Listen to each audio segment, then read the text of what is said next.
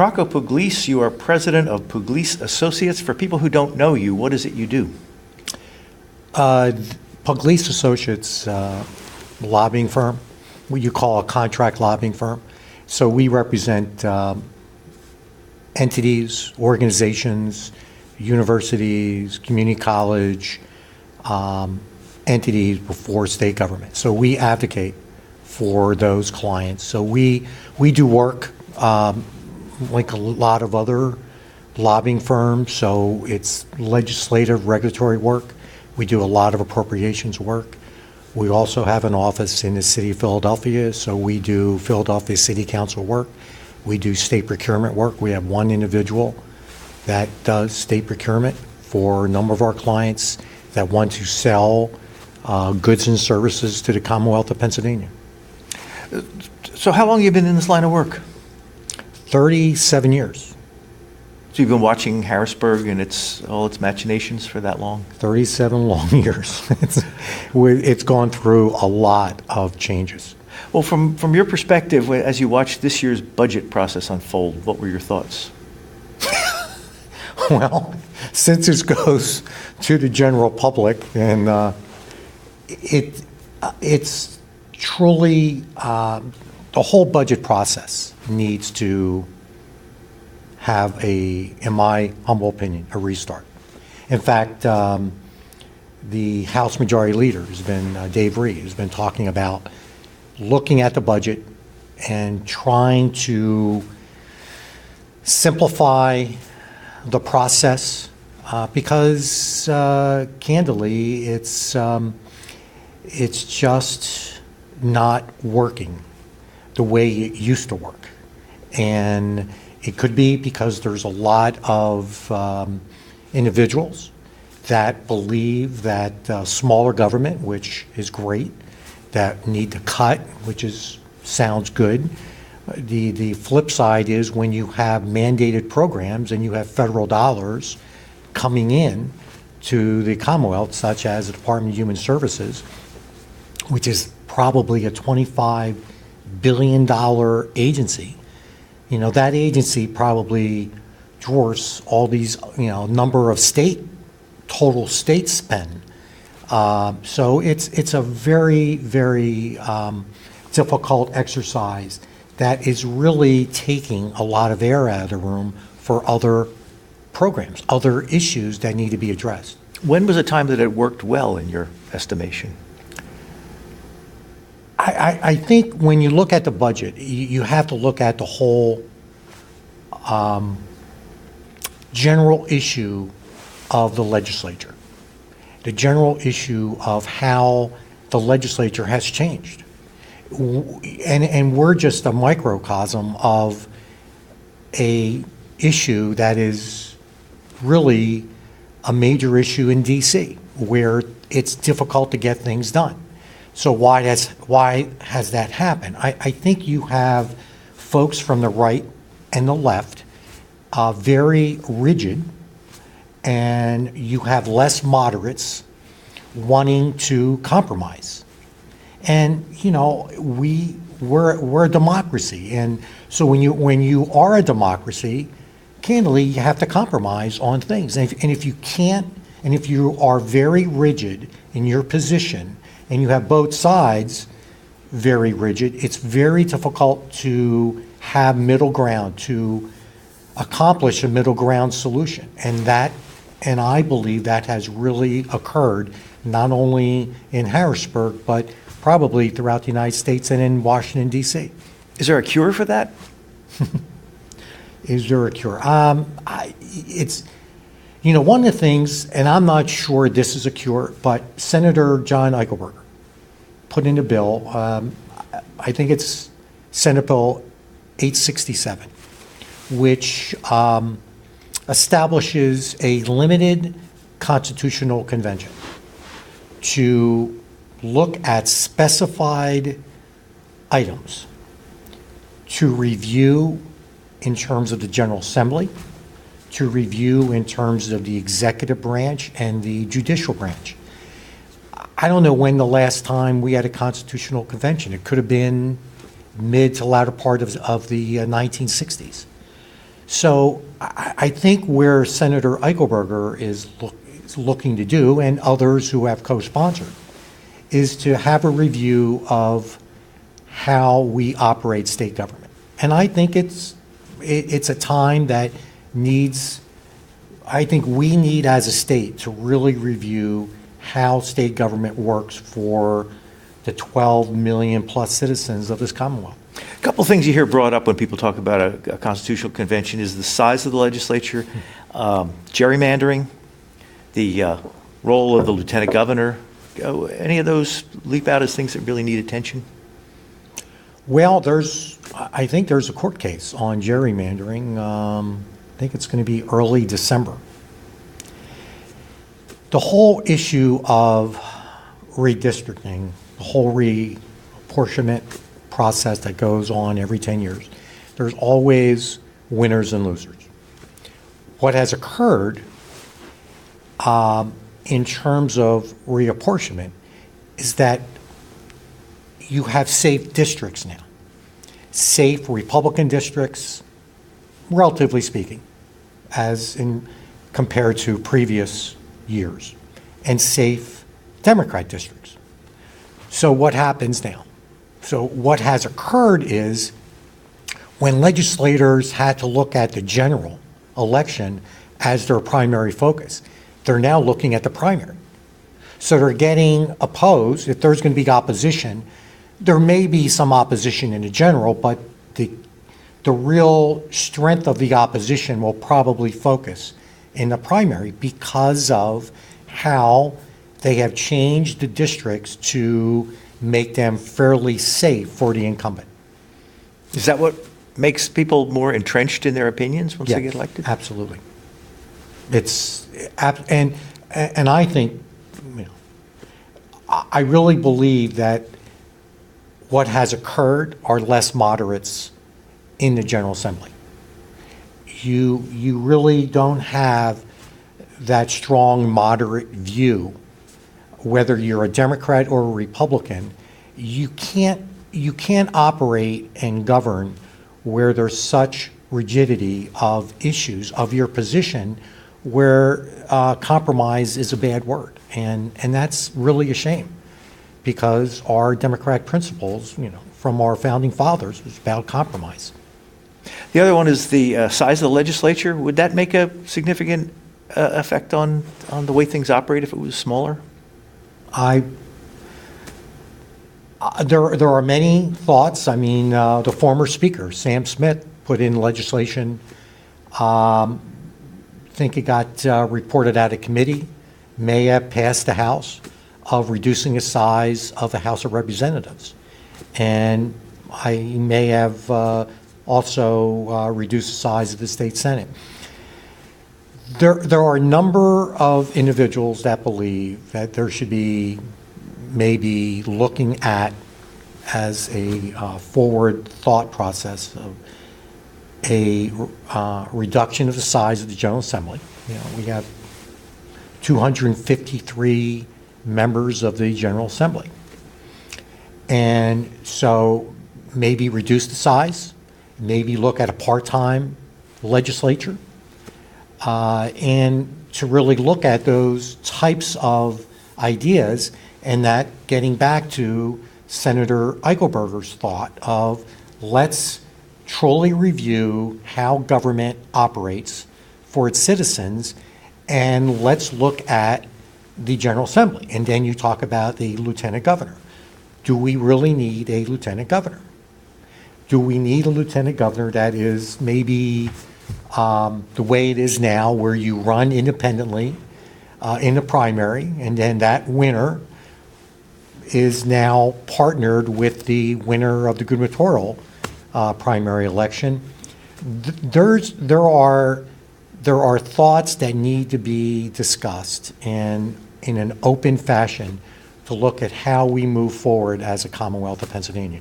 And those several items that you mentioned, I think, would be wise to take a look at. Getting back to the budget, there was months of negotiation over how to close a $2 billion deficit, and they came up with a solution for this year. But what if there's a deficit next year?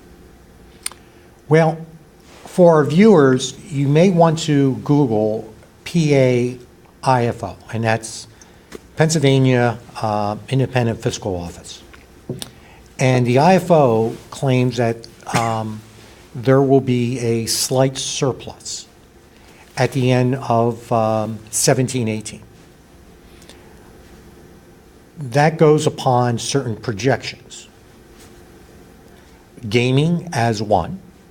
I believe they may have, when you look at mini casinos, when you look at internet gaming, when you look at other items as part of that revenue enhancement, that's, I believe, 150 million. So they're looking at, I think it's, don't hold me to this, but 90 or 78, 90 million in surplus. I have to believe that unless revenues increase on a monthly basis, that you will have a revenue increase of end of year from what was estimated, you're going to have, you may have a surplus. For example, so far this year, we're at a surplus. Revenues have increased. PIT, CNI have increased. I was told several days ago that the month of November will see an increase above the estimate. So we may, at the end of the day, have a surplus.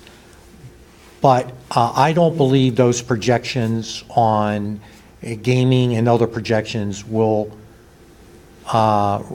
materialize, because it's, you're starting up the iGaming. You're starting up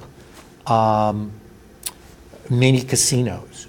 And so the Pennsylvania Gaming Control Board has to do its due diligence to really get those mini casinos off the ground, as well as iGaming. So it's going to take a while.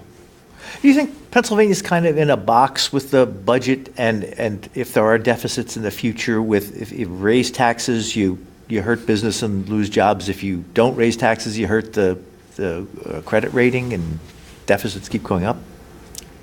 We are in a very difficult situation as a Commonwealth, because there are those who do not want to raise taxes. There are those who believe limited government, which is great, but the problem is when you have Pennsylvania budget that has probably a range of 10 to 15% that is discretionary spend, which means the rest, so-called mandated programs, corrections. You are incarcerating individuals. You obviously have major cost in that direction. You have Medicaid. You have the safety net out of the Department of Human Services.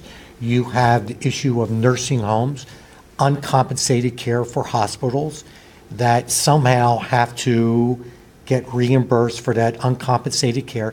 So when individuals say, we need to cut, where are you going to cut? Are you going to cut basic education? You're going to cut state-related? You're going to cut state system schools? There are those who say, let's eliminate state-related. Full transparency, our firm represents the University of Pittsburgh. So when you look at eliminating those funding streams to Penn State, Temple, Lincoln, and the University of Pittsburgh, those dollars go to in-state students. It's like a student discount, which translates to $11,000 a year. So if legislators want to eliminate that state discount for those students to attend state-relateds, then they have to understand the flip side is their constituents will be paying more. And if that's what the General Assembly would like to do, okay. But they're not easy decisions. there's always several sides to a position, and if you want to start cutting, you need to understand that there are repercussions of those cuts. Kind of related to that, and looking down the road, you always hear about Pennsylvania having an aging population. So what can Pennsylvania do to attract young people or to keep the young people here? Well, you look at Pittsburgh. Pittsburgh is a classic example of how not only the city, but the region has transformed itself from a smokestack industry, generated industry in the region, to a tech, higher education type of renaissance. So you have Google there. You have Carnegie Mellon, University of Pittsburgh. You have this vibrancy, and you have the region making a play for Amazon, which, when you really look at that region, I really think Pittsburgh is well equipped. That region, southwest part of the state, is well equipped to bring in an Amazon. Unfortunately, we have pockets in the Commonwealth that are not experiencing what Pittsburgh or that southwest region is experiencing. One example is broadband. You have rural areas that have terrible broadband service. So what makes a difference when you have a constituent or a child that is going to school in Lycoming County that really has limited broadband versus that child, another child in Montgomery County? Why is that child different? Why should that child be treated differently? And so you have a legislator, Garth Everett, Representative Garth Everett from Lycoming County, who's looking at what happened in Chapter 30, which is legislation in the early 2000s that involved a major mom and pop operation called Verizon. There were certain understandings to deploy broadband. And I don't believe it has really happened. So you could have an issue that is going to be the outlier of issues where it will bring in bipartisan support among rural legislators of making sure that their children have the ability to experience the same type of experience, whether you're in southwestern PA or southeastern PA, where there is broadband. Who provides that in the rural areas if it's not economically feasible? Well, you have certain carriers, smaller carriers, that are trying to pick up that type of service. But, in full disclosure, it is absolutely expensive to unveil broadband service in areas where, Commonwealth of Pennsylvania is not a flat type of geography. So you have the Appalachia region of the state where you have mountains. It's very difficult. It's very expensive. But at the same time, that should not prohibit and not provide the ability for those children to learn, because it is an essential service now. Just like water, like years ago, water, sewer, it is an essential service in our 21st century to have that type of service for our children. Who has to give the go-ahead for that to start moving forward? Can the legislature pass a bill that will make that happen? Does it have to come from Washington? No, I think the Commonwealth of Pennsylvania has a responsibility to ensure that broadband coverage is as universal as possible. And it really behooves the Commonwealth to take a look at that. And so if there were shortcomings of Chapter 30, then let's identify those shortcomings. So I believe that legislators like Garth Everett and others like Garth Everett will be looking at this because it is something very key to, in terms of brain gain. In order to keep our young in the Commonwealth of Pennsylvania, you have to educate them to the best of our abilities and have jobs that will require broadband. You mentioned at the start of this that you're a lobbyist. What are people's misperceptions about lobbying? I mean, how does it work? Well, there's obviously negative connotations that, we spend a lot of money and we're throwing money out to these legislators and folks in the executive branch. And I will tell you from our firm, we do the straight legislative regulatory work. We do appropriations work. We invite legislators to dinners, but a dinner is not going to have the ability to flip that legislator because giving that legislator a lunch or a dinner or go to a fundraiser. What we do is we advocate and we utilize relationships because in any business you're in the United States of America, it's about relationships.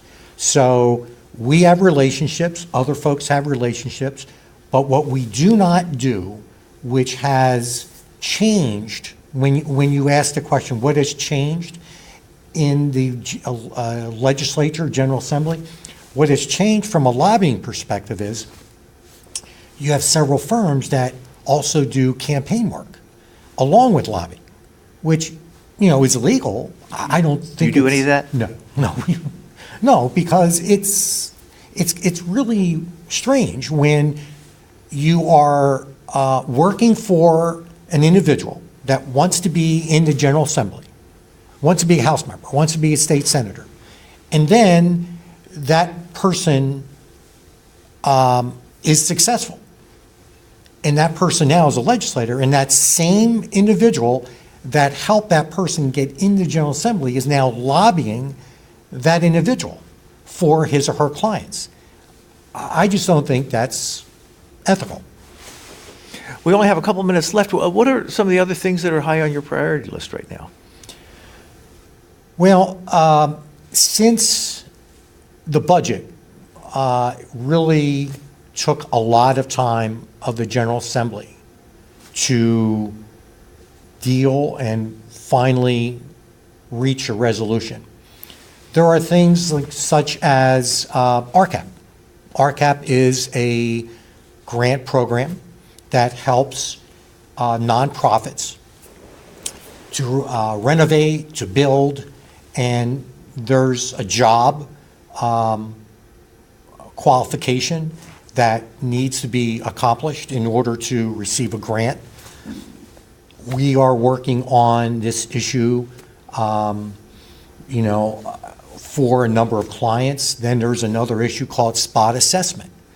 And spot assessment is an issue that school districts use. So when they're short, there's a shortage of dollars in their budget, they go out to the large commercial or residential entities and spot assess and increase the assessment of that property in order to meet its budget. So it's not a universal assessment, reassessment. It is just that, it's spot. So you have a large apartment complex or you have a large office building. This office building here, they would go, that school district would come here and give you an assessment that will increase your cost. And that money will go to the school district. And so if you're a developer, if you're the owner, why would you increase your investment in that property? Why would you invest in that school district if you know they're going to come back and reassess and increase your costs of doing business? So we have a fair number of issues that we're going to be working on behalf of our clients. And it's going to be an interesting 2 weeks in December. I think the House will be in for 2 weeks. Senate scheduled to be in 2 weeks. And then you come back in January, and then you have the governor presenting his budget the second Tuesday in February. And then we're starting the budget again. Well, as you look to 2018, what do you see? We have a governor's race, a U.S. Senate race, and then the budget again. What do you expect out of 2018? I do not see a lot of controversial issues being discussed. You're going to have all of the 203 House members, half of the state Senate, and then the governor, lieutenant governor, up for re-election. So you're not going to see any increase in taxes. So nothing on PIT, nothing on CNI, nothing on sales tax. So what you're going to be seeing is a concerted effort to get the budget done on time. And you're not going to see this 4-month exercise post June 30th because it's an election year. So if there's going to be a shortfall, you will see certain things being done, maybe by the governor on the LCB. Do that 20-year deal that the governor proposed in September, October. That's the Liquor Control Board? Yes. Mm-hmm. So I believe it's going to be a very non-controversial 2018 due to an election. How can they do that in the even-numbered years and not in the odd-numbered years? How could they do what? Have a non-controversial budget. It's the way the process has evolved. It's what you try to do is get those controversial issues dealt with in the odd years and try to move forward on those issues where you could obtain agreements on, bipartisan agreements, in the even years. If people want to find out more about your company, where do they find it? It's www.puglieseassociates.com. Well, unfortunately, we're out of time. Rocco Pugliese, president of Pugliese Associates, has been our guest. Thank you very much. My pleasure. Thank you.